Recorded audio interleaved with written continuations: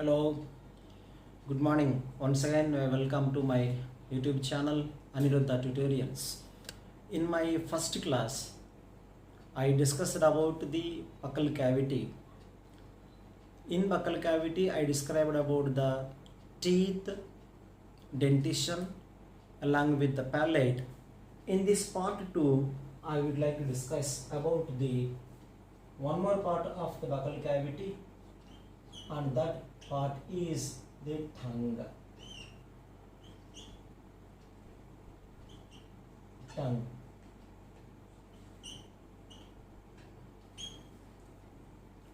In human, tongue is a flat structure. It is a muscular structure. Flat muscular structure and also a movable structure. Flat muscular movable structure. And coming to the muscular part, the type of the muscles present in the tongue are called as the skeletal muscles. Tongue contains the skeletal muscles.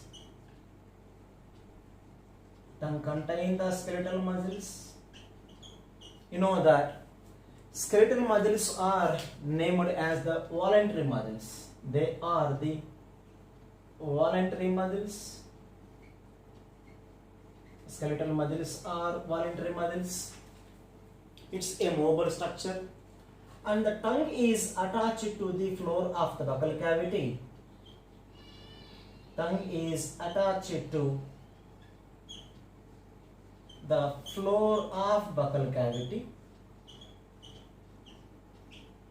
Floor of buccal cavity with the help of a connective tissue.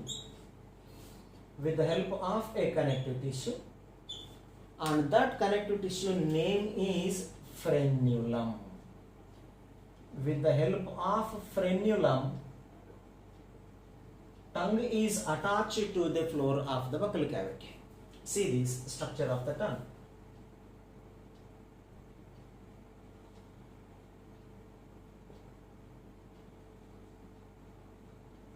Okay, it is frenulum. With the help of the frenulum, tongue is attached to the floor of the buccal cavity. And this is a flat, movable tongue. The type of muscles are skeletal muscles. On the surface of the tongue, there are some elevations, there are some bulges, there are elevations on the surface of the tongue, and these elevations are named as the papilla. Tongue contains the papilla, but some papilla contain the taste buds. Not all papilla. Some papilla contain the taste buds. I write the same. Some papillae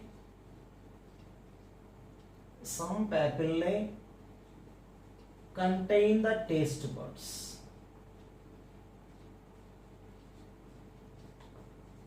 Some papillae contain the taste buds. What are these papilla? Present on the floor of the tongue. You see, this is the free end of the tongue. On the free end of the tongue, there are some papilla, and these papillae are called as the filiform papilla. They are the filiform papilla. These are said to be the smallest papilla. Filiform papillae are the smallest papilla, but in the filiform papilla, there are no taste buds. Filiform papilla doesn't contain the taste buds. But what is the functionality of that filiform papilla? Filiform papillae, they are tactile in nature. Filiform papillae are tactile in nature. They are helping for the sense of touch.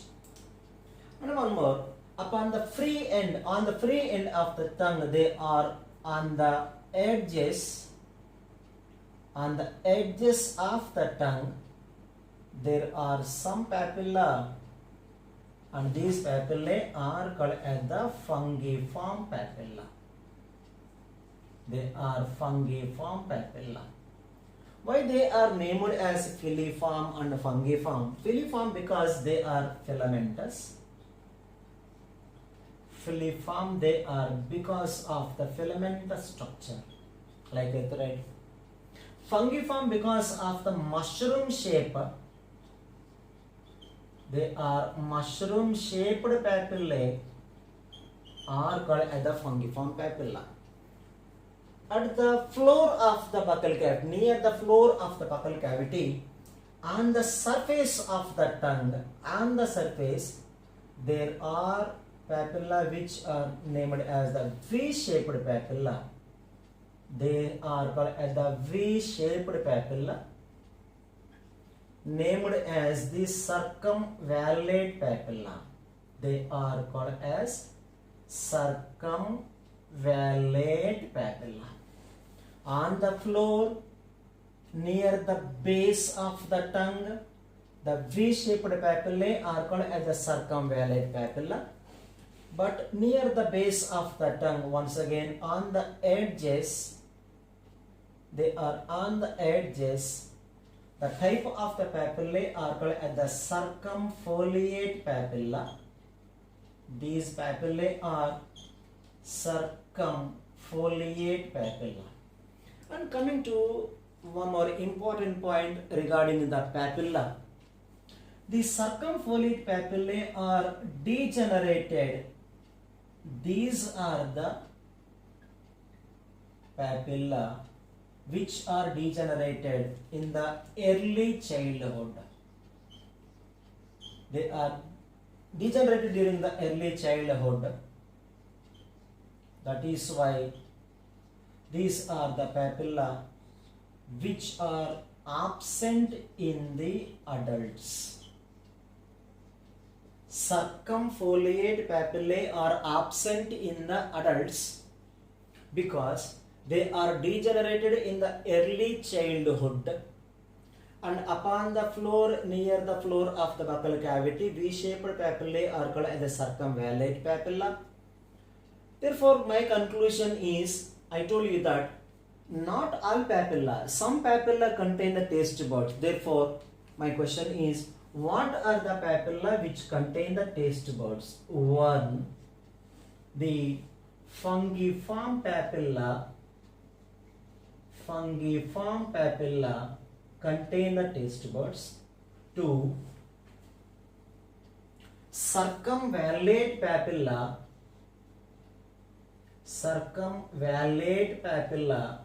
contain the taste buds. Even though there are papillae are called as the filiform papilla, but they don't contain the taste buds only. They help in the tactile nature. And coming to how the tongue is helping for the sense of the taste. At the tip of the tongue, this is the area of the tongue. It can sense the taste sweet. It can sense the sweet taste. At the tip of the tongue, on edges, there are the taste buds which can sense the salt. Sweet at the tip, salt at the edges, at the anterior free end, at the posterior end of the tongue. This is the area of the tongue can sense the sour taste. But upon the floor, this is the area of the tongue.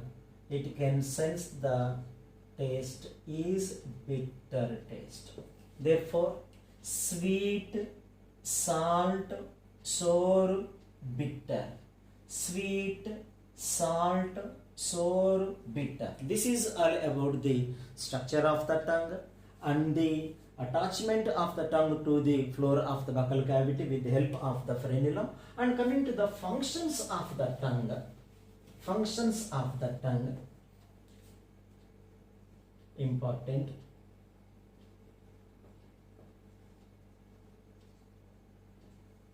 Functions of tongue. Tongue can help in the taste the food material. Taste the food material. Tongue is working as a universal toothbrush because tongue can clean the teeth. Tongue can clean the teeth. And one more, tongue is helping for the chewing purpose also. Chewing the food material. Tongue helps in the chewing the food material. Tongue also helps in the swallowing of the food material. Swallowing can be called as the deglutition. Swallowing can be called as a deglutition. And one more wonderful functionality of the tongue, because man is the only one animal can speak. Therefore, tongue can help in the speech also. Tongue can help in the speech. Therefore, these are the functions of the tongue, structure of the tongue. Once again, the functions of the tongue. Tongue tastes the food materials. Tongue can clean the teeth, works as the universal toothbrush. Tongue can chew the food material. Swallowing of the food material also help in the speech. So, this is all about the buccal cavity of man. Buccal cavity contain the structures or parts are palate, teeth and the tongue. And the next part of the alimentary canal is the pharynx. Buccal cavity leads to pharynx.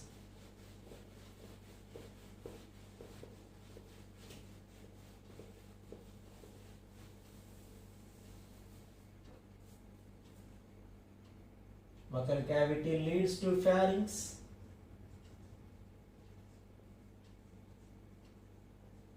What is that pharynx? Okay, this is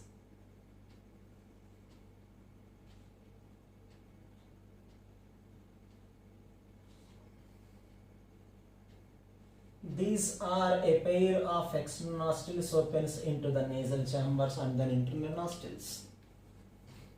And this is the mouth leads to the buccal cavity. Buccal cavity leads to the pharynx. This is the pharynx. I told you that this part is the palate. This structure is the palate.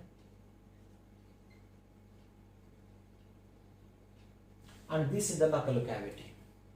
And the discussion regarding the pharynx is, pharynx has three parts. One is the upper pharynx.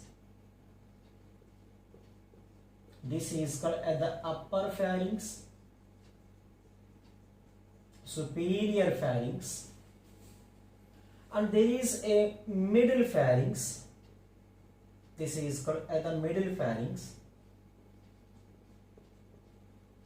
Middle pharynx.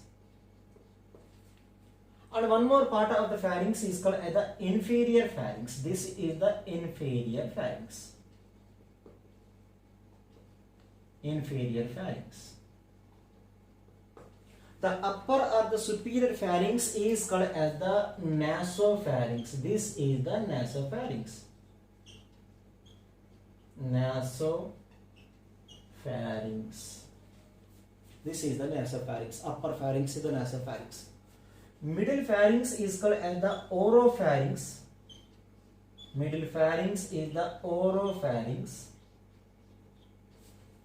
Inferior pharynx is called as the laryngopharynx.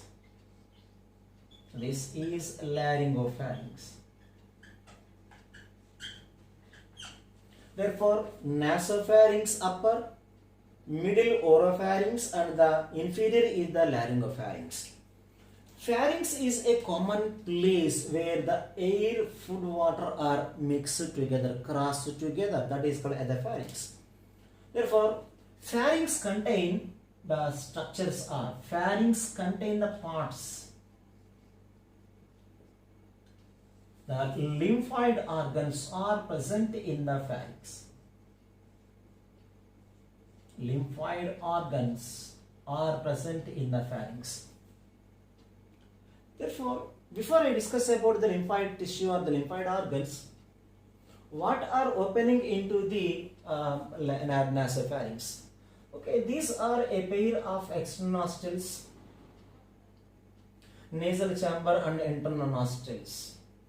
Internal nostril opens into the nasopharynx, and this is the pharynx now. Therefore, into the nasopharynx, what are opening? Nasopharynx, into the nasopharynx, internal nostrils are opening. Internal nostrils are opening into the nasopharynx. A pair of internal nostrils are opening into the nasopharynx, and also a pair of eustachian tubes are opening. Eustachian tubes also opening into the nasopharynx. Eustachian tubes are formed from the middle ear. I repeat, from the middle ear opens into the nasopharynx. Therefore, a pair of internal nostrils, a pair of eustachian tubes are opening into the nasopharynx. Okay, oropharynx receives the food, water, and the inferior pharynx is called as the laryngopharynx. Therefore, the pharynx contains the lymphoid tissue. Lymphoid organs are called as the tonsils. Tonsils are present in the pharyngeal area. You know that tonsils are a type of the secondary lymphoid organs. Tonsils are a type of the secondary lymphoid organs. You know, lymphoid organs are two types. One are the primary lymphoid organs, example bone marrow and the thymus gland. Second lymphoid organs are the spleen, lymph nodes, pairs, patches, malt, etc. Tonsils, abdomen tonsil, nothing but the appendix, etc. They are coming under the second lymphoid organ. Therefore, tonsils are secondary lymphoid organs. In the pharyngeal area, there are majorly three types of the tonsils are present. There are three types of the tonsils are present. They are called as the pharyngeal tonsils. Pharyngeal tonsil can be called as adenoids. Pharyngeal tonsil can be called as the adenoids, but it is one in number. Adenoids is one in number. Pharyngeal tonsil present in the pharynx area, nasopharynx area. They are called as the pharyngeal tonsils. And next one, they are palatine tonsils. A pair of palatine tonsils. These are a pair of the palatine tonsil attached to palate. Attached to palate.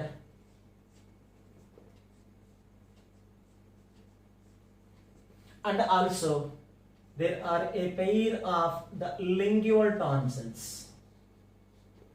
They are a pair of lingual tonsils attached to the tongue.